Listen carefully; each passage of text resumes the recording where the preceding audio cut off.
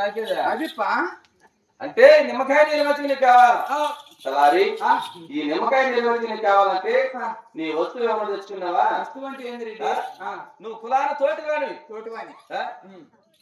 ఎనికి కూడా జాతి లేదు కాబట్టి నీ వస్తువు సపరేట్ గానే ఉండాలి. అదే ఒక చెంబు లేదా ఇలాంటి గ్లాసు ఒక చెప్పు అయినా తెచ్చుకున్నావా? చెప్పు లేదులేప్ప పాడైపోతుంది. బీరులో వచ్చినాయి కానీ బీరువాలో పెట్టొచ్చి నీళ్ళు తాగుతావరా? ఇదేంటి ఇది ఇదే ఎన్ని గ్లాసు కానీ ఎన్ని గ్లాసు బార్కడి కుదర ₹2 కొట్టే అనుకుంటా. అది ప్లాస్టిక్ ఇదా? ఇది ఎన్ని గ్లాసు ఈ పక్క నుంచి ఆ పక్క నువ్వుగానే కనపడతాను రెడ్డి. అమ్ముతాను అట్లా నేను అమ్ముతాను. అయితే ఏమంటావు? దీనికి కావాలా పని నిమ్మకాయ నిల్వ దీనికి కావాలంటే కింద కూర్చోరా. కోరిటే దోశలు దగ్గర పెట్టుకో. తాగు వచ్చా కదా తాగరా. అయిపోయి కంటే ఎన్న పోయి యూతులే పాటలు కుర్రగా నిమ్మకాయ నిల్వ పుల్లగా ఉంటుంది చేయకుంటుందా? అబ్బా పులుపు తగిలితేనేరా గ్రహం చల్లబడేది. కుర్రగా ఉందా చాలు. నేను బాగుందా? అది ఇంత బాగుందా? సంతకాల పురుగు కొనుక్కుంటుందా? సంతకాల కాదు రైస్ ఇట్లా ఇంత బాగుందా? ఈడ పర్లేదా? ఏడుకో గలాసే అంటే మీరిద్దరు చేత అట్టలేరా? ఒక ఇద్దరికి గలాసే అడుగు.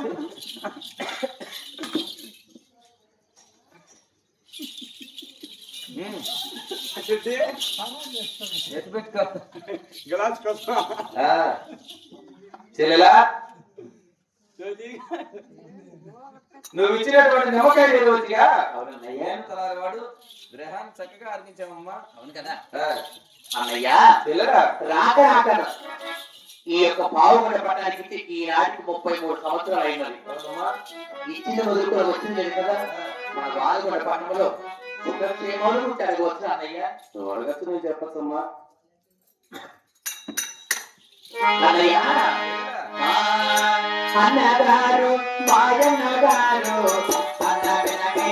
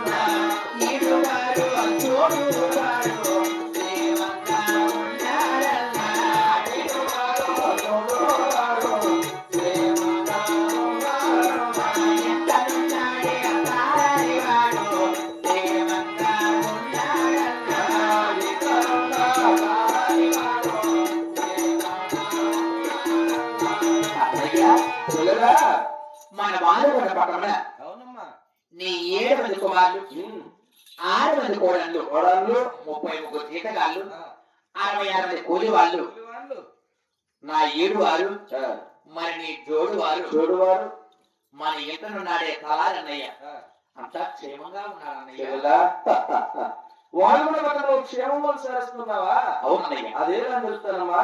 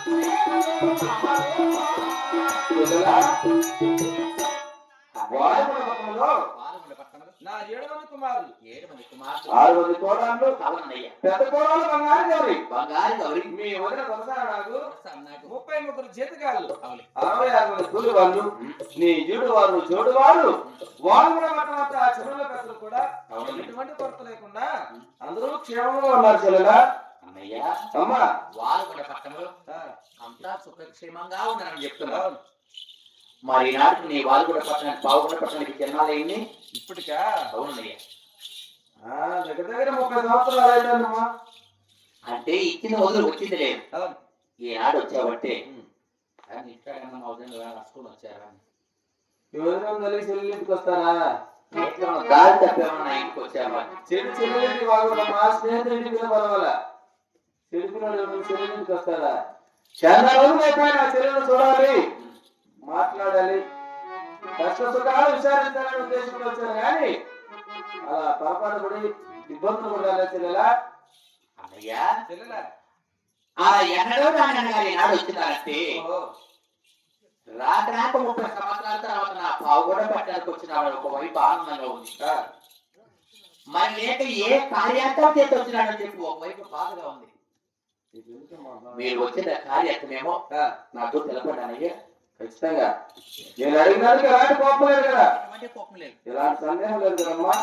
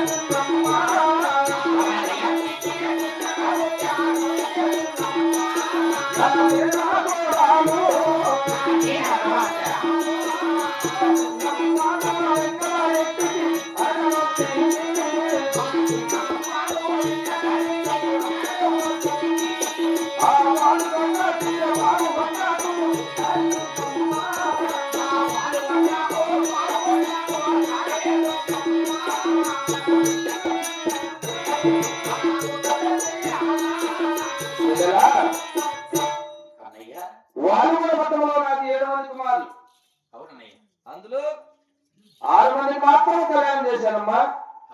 నా చిన్న కుమారుడు వెంకటరెడ్డికి ఇంకా పెళ్లి చేయలే.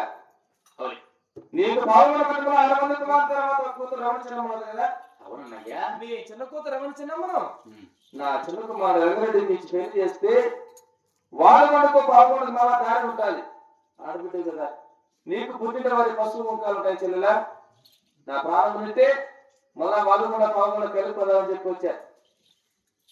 అంటే 33 సంవత్సరాల తర్వాత వచ్చినది కూడా నన్ను చూడడానికి కాదు నిన్ను చూడడానికి నిన్ను చూసినట్లు కష్ట సుఖాలు విచారించినట్లు నీ కుమార్తెను అడిగినట్లు ఉంటుందని వచ్చానమ్మా. అంటే నాకు కుమార్తెను తెలుసుకొని నా కుమార్తె రమణ చిన్నమని నీ కుమార్తె వెళ్ళగానికి అడగడానికి మాత్రమే వచ్చావు. అంటే నన్ను చూడడానికి ఈనాడుకి వచ్చినది కూడా. అయ్యో నిన్ను మర్చిపోతున్నా చెల్లెలా. గ్యాప్ ఉండే కదా 30 ఏళ్ళకి వచ్చిందేదా. అందుకే ఏం అమ్మగా ఇచ్చేనా ఏం నిన్నలేక మనం వచ్చినట్టున్నారు ఆయన ప్రాణానికి. ఈనాటికి 33 సంవత్సరాల తర్వాత వచ్చింది కాక చెల్లె మీద ప్రేమతో కాలేదా ఏదో బిడ్డలు లాక్కోమని తప్ప ఇంకేముండదు చెప్పు. ఇలా ఉన్నారు మనకి వచ్చానే ఉన్నారు రోజు ఇంటికి పెళ్లి కూతురు ఇస్తామని చెల్లి కూతురు చేసుకోవాలని నాకు ప్రేమ. కాస్త మానవం లేదు నాక కాస్తను సీమనెత్తు లేదా అని దేనికమ్మా కాస్తన సిగ్గు లేదు వస్తానే సకల సకల మర్యాదలతో మా అన్నగారు వచ్చినారని చెప్పి నిమ్మకాయ నీళ్ళు వచ్చిన కూడా నీ కడుపును పోస్తేనే అదన్నా కనికరం లేదా? ఇచ్చింది కూడా కనికరం లేక నా కుమార్తె అడుగుతున్నాడు, నీకాడ సిగ్గు లేదు నీ నేను మొన్న మొయ్యా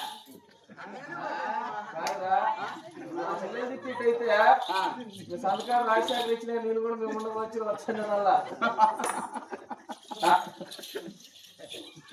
అన్నయ్య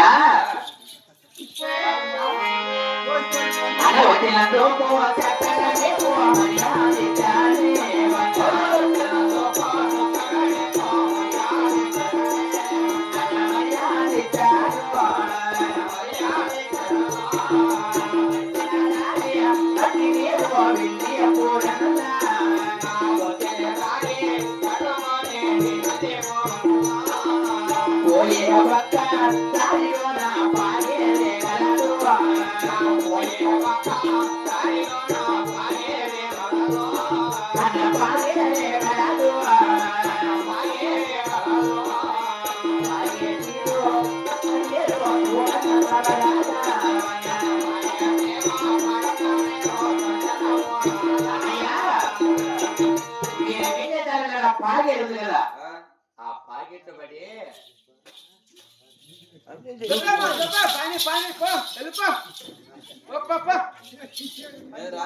నువ్వేం చేద్దాం అనుకుంటాను కదా. ఏమ్మా ఏ నీ కూతురు ఏం పూసి బుర్రా? నీ కూతురు కాక ఇంకోరి చేసుకొచ్చుకుంటాం మేమే. కలికిరి పక్కన గుడిసి వేసుకున్నారా? గుడి బాగా చికెన్ వేసుకుంటాను బాగుంటా.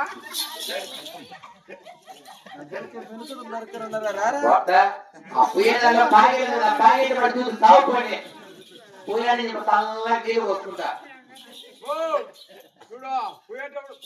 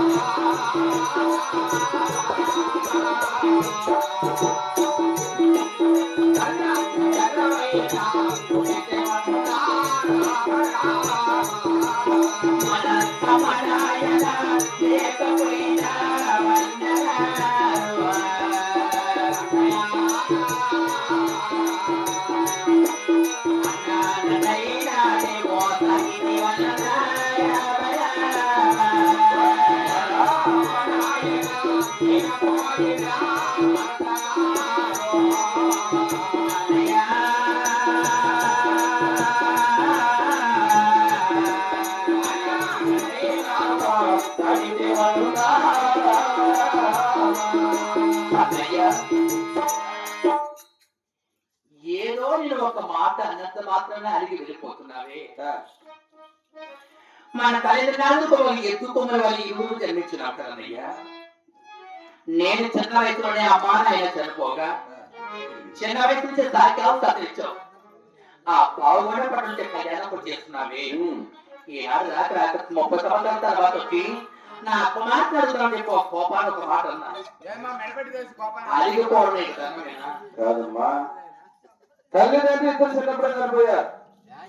అయినా తల్లిదండ్రులు లేని లోటు నీకు తెలియకుండా చిన్నబిడ్డ నుంచి చదివించి సంతరించి సాగి పెద్దబిడ్డ తర్వాత ఆ వాళ్ళ నుంచి పావుగొండ నుంచి కళ్యాణం చేసినారు కదా. ఏదో అనుకార్యాల వల్ల బావగారు నేను నడుచుకొని విడిపోయి రాలేకపోయాను. కానీ నిన్ను మర్చిపోతానా, నిన్ను చూడకుండా ఉంటానా? కానీ పెద్దవాళ్ళు వచ్చారని గౌరవం లేకుండా మర్యాద లేకుండా నీ పావుగొండకు వచ్చి నీ కుమార్తె అడుగుతానే చిన్న పెద్ద దొరుకున్న మెడబట్టి కట్టేస్తావా? నీ కుమార్తె మాకు అవసరం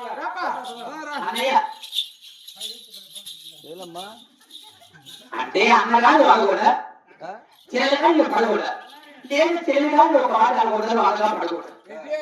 ఇద్దరు ఒకే వేస్తున్నారు కదా. ఈనాటికే వాళ్ళు వెళ్ళిపోతుంది కాబట్టి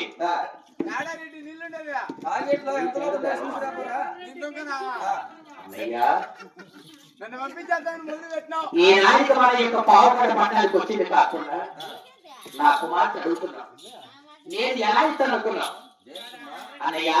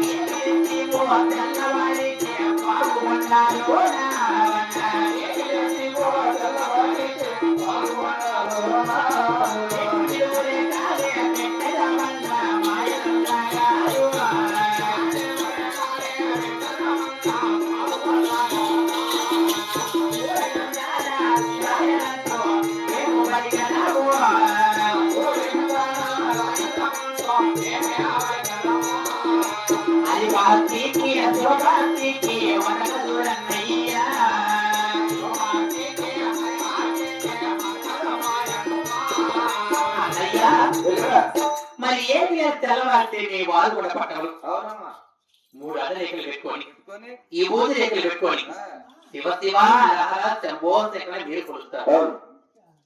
మరి అదే మా పావుగొండ పట్టణంలో 3 నిలువు రేఖలు పెట్టుకొని గోవింద నారాయణ వైకుంఠ వాస కదిరిదేవుడ గణపతి హరిభక్తికి శివభక్తికి ఎలా అతుకుతుందనుకున్నావు, నా బిడ్డని ఎలా ఇస్తాను అనుకున్నావు అయ్యా?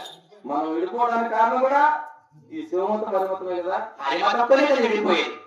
వాళ్ళు కూడా హరిభక్తికి శివమతం కొలసాలని మా పావుగొండలో హరిభక్తిని కొలవాలి. మేము హరిభక్తికి శివభక్తికి అతక్క ఒకరి విరేదాల చేత విడిపోయి 30 సంవత్సరాలు అయినది. అటువంటి ఈనాడు శివ నా బిడ్డ నడుతున్నావు నేను ఎలా ఇస్తాను అనుకున్నావు? అదే నాడు సందేహమా? అమ్మ కూడా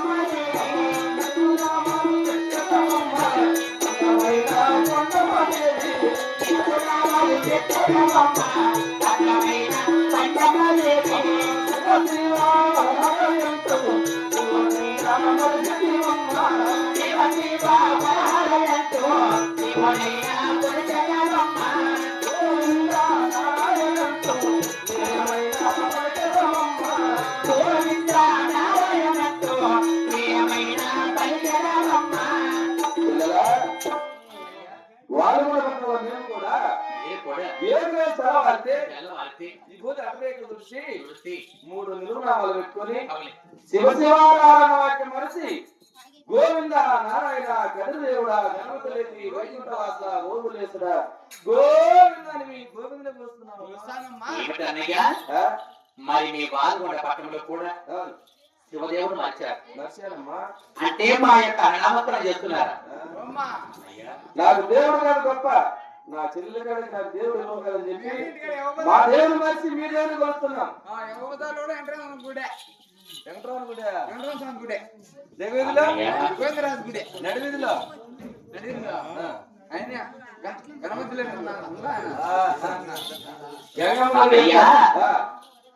మరి మీ మత కలిసి మా మతాన్ని కొలుస్తున్నారంటే చిన్నగా మరి నాకు ఎందుకు సందేశం ఎంత అన్నా తిరగతున్నంత మాత్రం కూడా సాంప్రదాయ పద్ధతులకు ఒక మాట అంటూ ఉంది కదా శాస్త్ర తాంబూలం అలా చెప్తే నా కుమార్తె రమ్మ చిన్నను నీ కుమార్తె వెళ్ళిగా చెప్తా నీ ఇష్ట ప్రకారం చెల్లెలా తలారి తాంబూలం తీసుకున్నారా? ఏమో ఉండు ఏం అడుగుదాం మళ్ళీ నాన్న తెలిసి అనుకో ఎవరిని పెద్ద ఏమా మా ఆయన కూడా తీర్చునా ఇచ్చే ఏమి ఇబ్బంది లేదు కదా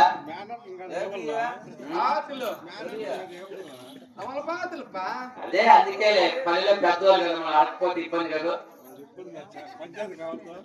కష్టాలంటావా కష్టమే కష్టమో వాళ్ళ దేవుడు వచ్చి మా దేవుడిని కూర్చో అంతే కుర్చీలో వంగబడతాండే వంగడం లేదు, నా ఇష్టం ఉంది లేదు అడుగు. మా ఇంటి సంవత్సరాన్ని పిల్లలు చేస్తాండి అత్త ఏమండి చెల్లెలా గుర్రం పెట్టిన కాడికి ఇప్పుడు దిగి చూస్తా తెల్లారుతాను ఈ భూమి ఆకాశాల సాక్షిగా అవునన్నయ్య సూర్యచంద్రాల సాక్షిగా అవునన్నా సూర్య సోమవారి సాక్షిగా అవునన్నయ్య మన ఇంట్లో ఉన్న కారణాల సాక్షిగా ముఖ్యమ మాటకి మాట తప్పకుండా మా శోభతి మాని మీ అరవత్తి కొలుస్తూ నీ కుమార్తె రమణ చిన్నమ్మను నా చిన్న కొడుకు వెంకట కళ్యాణం చేసుకున్నాను.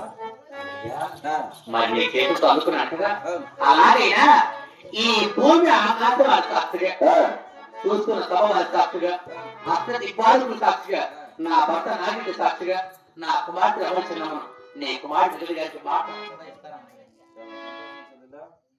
అయితే బిడ్డలు ఇస్తానని సంతోషం ఉందేమో మరొక సందేశం నా బిడ్డ పుడతానని అనుకున్నా లేక లేక ఒక ఆడబిడ్డ పుడితే నా బిడ్డ పెళ్లి నా పావుగొండ పట్టణంలో జరగాలనుకున్నాను అన్నయ్య. అదే నేను మీ వారు కూడా బిడ్డ పెళ్లి వారితో వచ్చారంటే ఇక్కడనే కళ్యాణం చేసి పంపిస్తాను.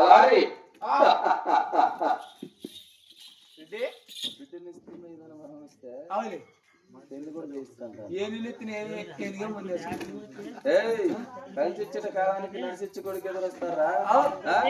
అటు రావాలంటే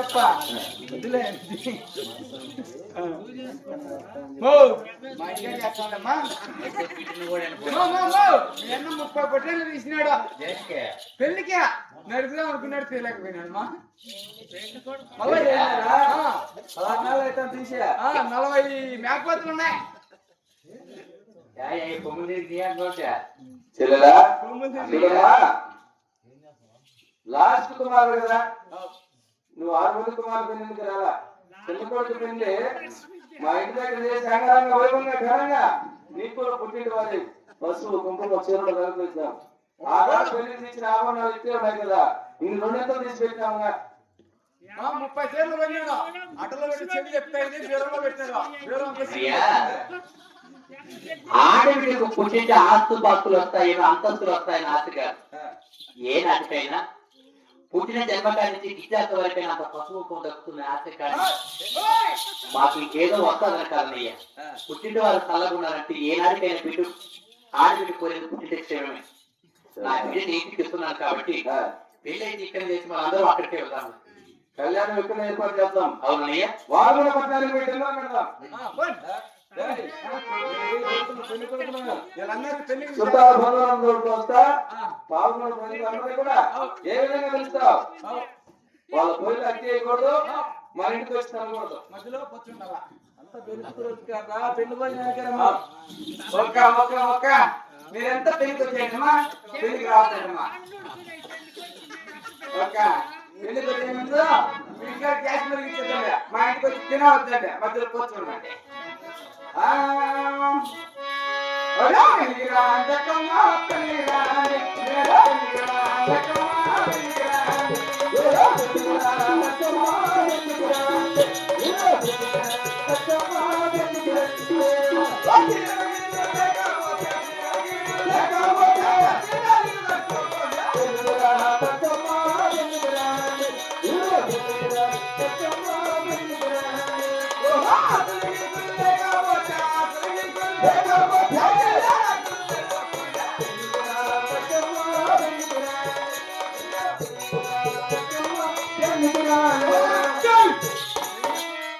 పెళ్ళి ఆ కాకినాడ నలమందు నీకు వచ్చే కలికిలో నలమంది తక్కువ. అయితే వెళ్ళిపోవచ్చురా. ఎక్కువ